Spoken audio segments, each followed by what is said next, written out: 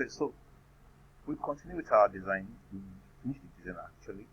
We just want to test our design with some inputs. So let's come in. We can do multiple run.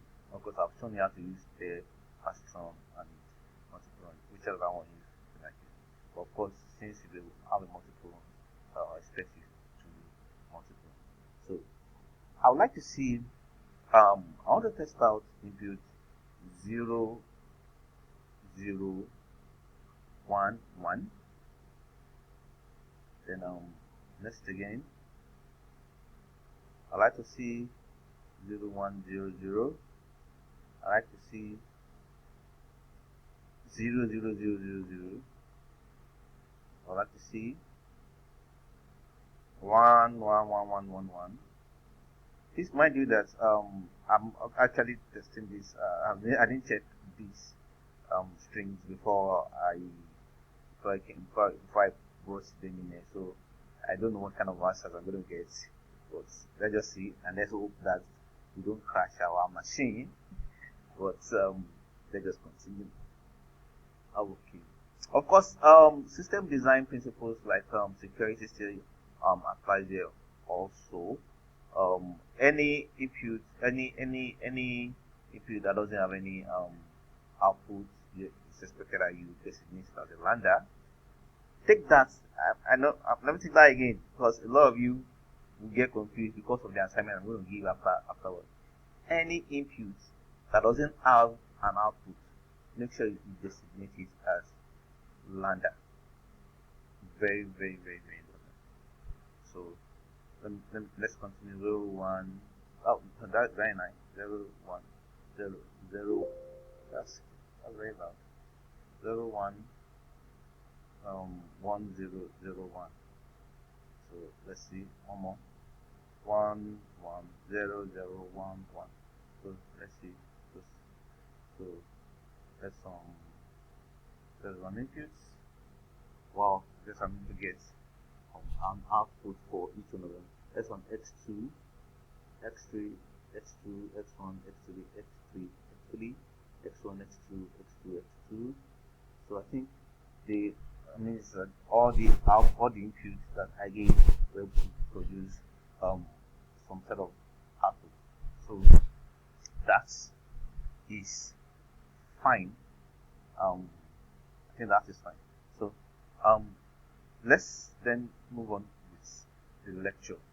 So now, here is the transition diagram of the design that we have in the previous slide, which is this. So here is the transition diagram that we got from that design.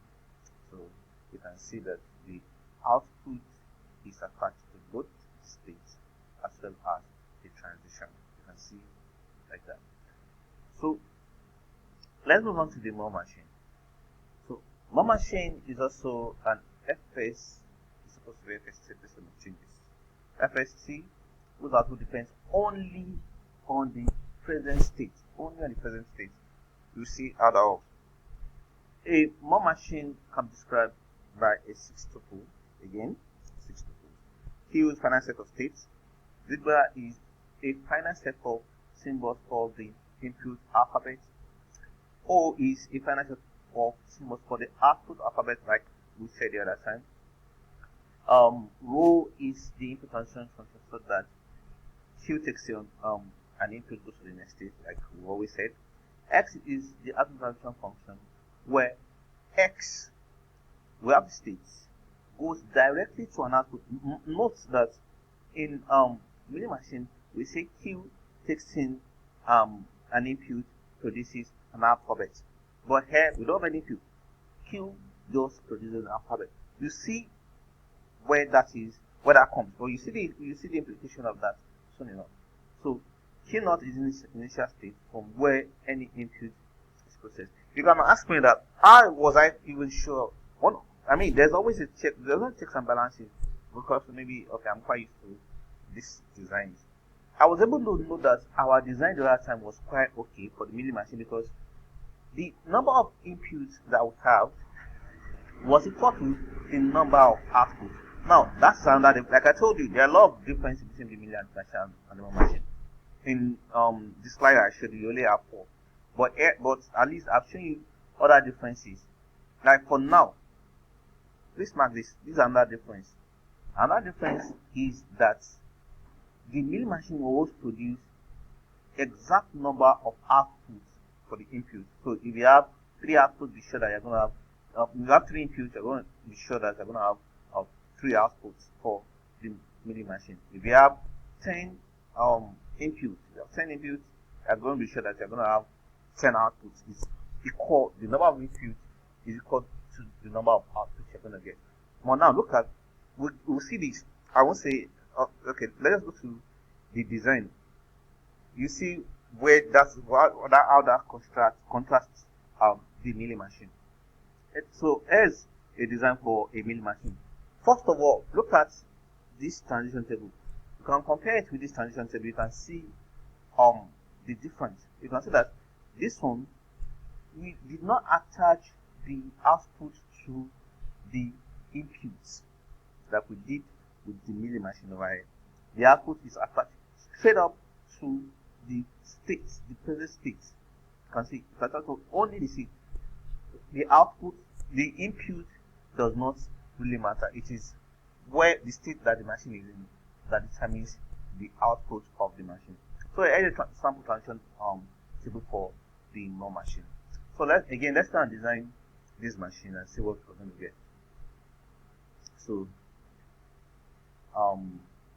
let's go to new over here. Let's select more machine. I think I'm not sure I need this again anymore. Excuse me. So again, we have 4 states. You can see something interesting in how the states were formed there. We see, we come back, we come back, we come back, we come back to this. Now, well, let's label them again and call them A. I'll come back there. B.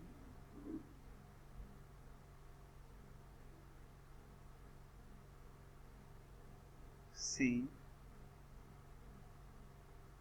And D. Now, A, B, C, D. Let's list them at some positions that will be easy for us to manage. Now, we have A, B, C, D. Now, look at, when we go on, what are these? Those are the outputs. Like I said, the output is attached to the state. Because each time I click on it, it's going to tell me what output I am expecting at that state. So at state A, the output, you can see, each time I did not put anything, it automatically puts lambda there. Like I told you, I mentioned that earlier on, that for any input that is not defined as that the output is not defined, make sure you put lambda there. It's highly important. So now for this output now, let's do, this is x2, this is x2 for A. For B, this is let me see, x1, x2, x3. So B is x1, 6 x2, this x3. So x1, x2, x3. So okay, so back here. So this is x1, C is x2,